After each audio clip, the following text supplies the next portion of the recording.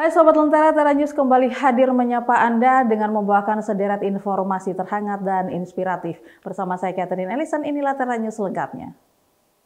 Kita mulai dari Kota Batu, Jawa Timur pada saat menyaksikan penandatanganan perjanjian antar pemegang saham pengendali antara PT Bank Jatim Tbk dan Bank Lampung di Kota Batu. Penjabat Gubernur Jawa Timur Adi Karyono berharap bahwa dengan perjanjian ini dapat lebih memperkuat struktur dan layanan perbankan di Jawa Timur.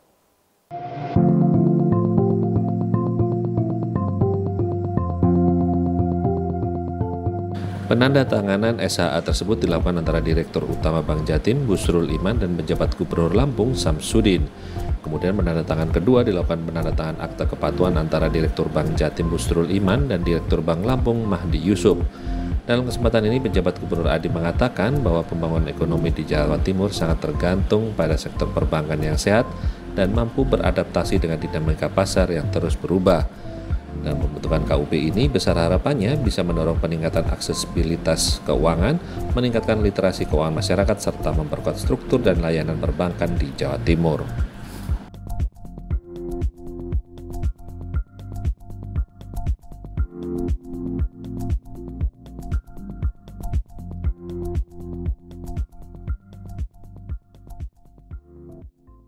Kita ke informasi selanjutnya, terpidana Gregorius Ronald Tanur menjalani pemeriksaan sebagai saksi atas kasus dugaan suap 3 hakim Pengadilan Negeri Surabaya. Pemeriksaan digelar di Rutan Kelas 1 Surabaya dan pemeriksaan dilakukan langsung oleh 3 penyidik dari Kejaksaan Agung.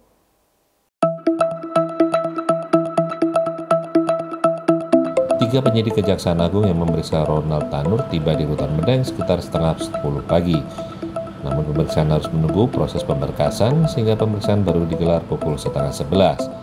Pemeriksaan Ronald Tanur oleh 3 penyidik Kejaksaan Agung ini terkait kasus dugaan penyuapan 3 hakim Pengadilan Negeri Surabaya. Seperti diketahui, Ronald Tanur awalnya divonis bebas oleh 3 hakim Pengadilan Negeri Surabaya atas penganiayaan terhadap Dini Sera Afrianti hingga tewas.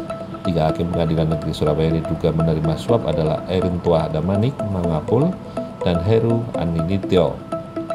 Namun Mahkamah Agung menganulir putusan hakim tersebut setelah diduga menerima suap miliaran rupiah. Ronald Tanur yang sempat menghirup udara bebas harus kembali masuk tahanan dengan hukuman 5 tahun penjara. Menurut pihak Rutan Medaeng, proses pemeriksaan Ronald Tanur oleh 3 penyidik Kejaksaan Agung digelar di Aula Gedung Teknis. Pemeriksaan berjalan lancar dengan pengawalan 1 orang petugas keamanan. Kejaksaan Agung sebelumnya telah mengirimkan surat ke pihak Rutan Medaeng untuk melaksanakan pemeriksaan lanjutan terhadap Ronald Tanur sebagai saksi atas kasus suap. Assalamualaikum warahmatullahi wabarakatuh. Terima kasih teman-teman media, terutama teman-teman media di Surabaya.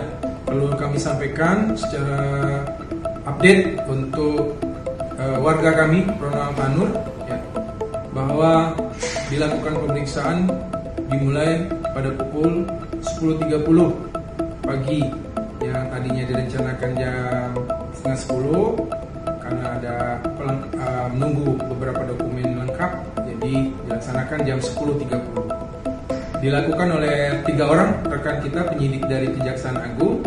Kegiatan berjalan baik, lancar, dilaksanakan di Aula Gedung Teknis Rutan Kelas 1 Surabaya. Dilakukan pengawalan oleh petugas kita 1 orang dari Pak Gorji Kasiyata Rutan. Dengan hasil pemeriksaannya secara medis juga kesehatan Ronald Tanur baik, jadi dia bisa memberikan keterangan sebagai saksi. Sebelum diperiksa, Ronald Tanur telah menjalani pemeriksaan kesehatan dan dinyatakan sehat. Alan Sori melaporkan untuk Lentera TV. Sesaat lagi kita akan membahas tentang bantuan hibah dari Amerika Serikat untuk IKN. Jadi tetap bersama kami di Tera News.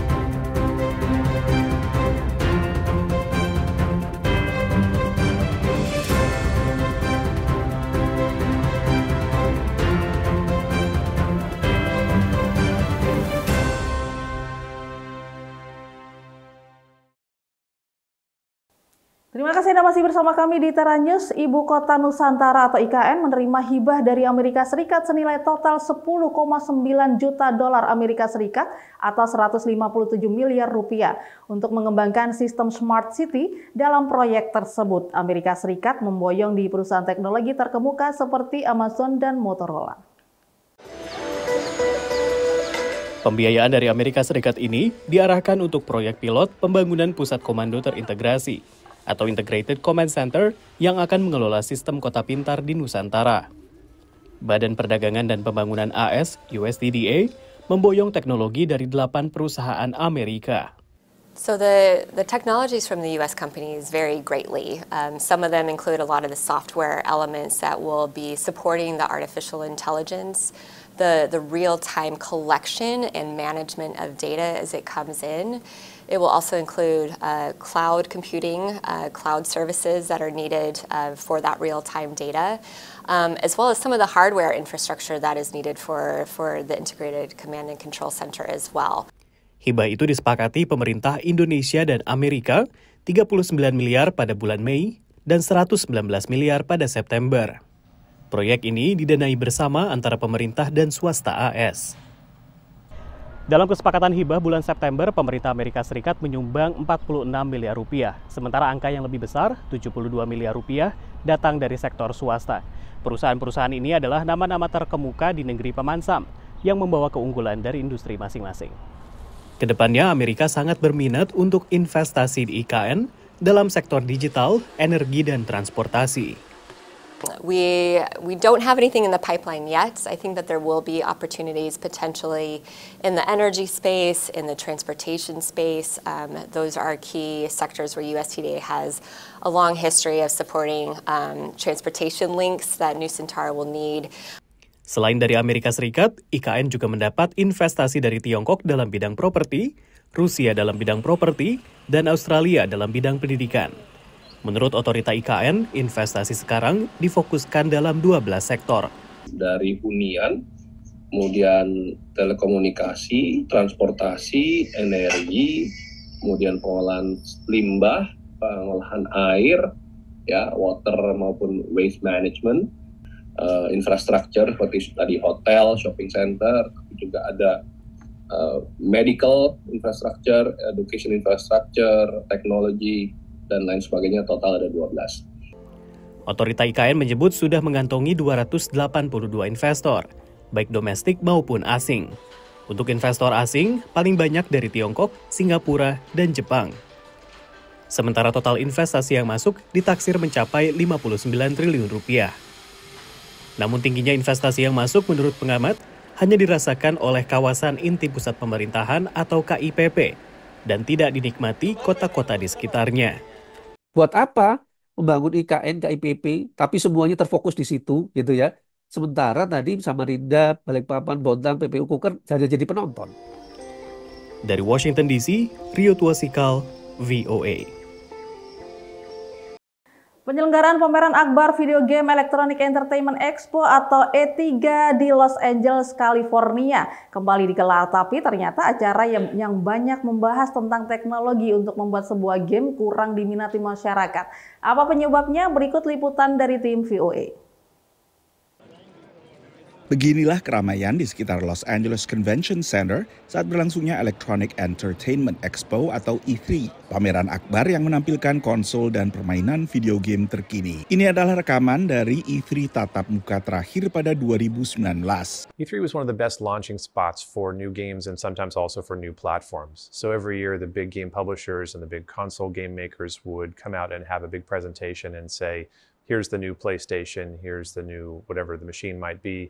Tapi beginilah LA Convention Center tahun ini. Sepi karena E3 batal berlangsung setelah sejumlah pemain terbesar Microsoft, Sony, dan Nintendo batal datang. Penjualan video game melesat pesat pada awal pandemi, tapi berbagai pembatasan akibat COVID juga menyebabkan kegiatan seperti E3 akhirnya tak bisa berlangsung lagi. E3 2020 akhirnya batal berlangsung dan E3 berlangsung virtual pada 2021. Tadinya E3 untuk 2023 ini akan menjadi comeback bagi pameran akbar permainan video tersebut. Menurut analis, pembatalan E3 kali ini mencerminkan perubahan dalam strategi menjangkau pembeli. Probably more importantly, is a place for bloggers or vloggers or the press to get their hands on and then disseminate those messages out into the real world. The question is, can they still do that without E3? Yeah, they can usually do that fine. Blizzard Entertainment misalnya, yang baru meluncurkan permainan Diablo terbaru, punya cara lebih langsung untuk menjangkau pemain game. Like, where do we go where the players go? And so, for the first time, Diablo has a TikTok account, and and who we're working with and collaborating with are different types of artists than you would expect. Tapi diakui ada kerinduan terhadap forum seperti E3. That notion of having access to put our content and our marketing in front of a sort of almost a dedicated console audience was important, and it was great. And so, but life will find a way, as they say. Like we work with Microsoft for their show, and we have our own show, and so there's things that there are other ways to get that message out. But yeah, it was nice to have a place to go that you knew, okay, I have these types of eyeballs looking at what we're doing. Sebagian pelaku industri pun tak sepenuhnya menganggap pameran akbar video game telah mati. E3 is always ebbed and flowed, right? Like every convention kind of has to evolve with the times. And I think this is just one of those moments again when we're just like iPhone and iPad when it got released, everybody thought it was the end of console games for a little bit. And nope, wasn't. Turns out stronger than ever. Salah satu strategi yang diusulkan, E3 perlu merangkul lebih banyak pengembang game independen, bukan hanya produsen-produsen besar. Dari Washington DC, Nova Purwadi dan tim VOA.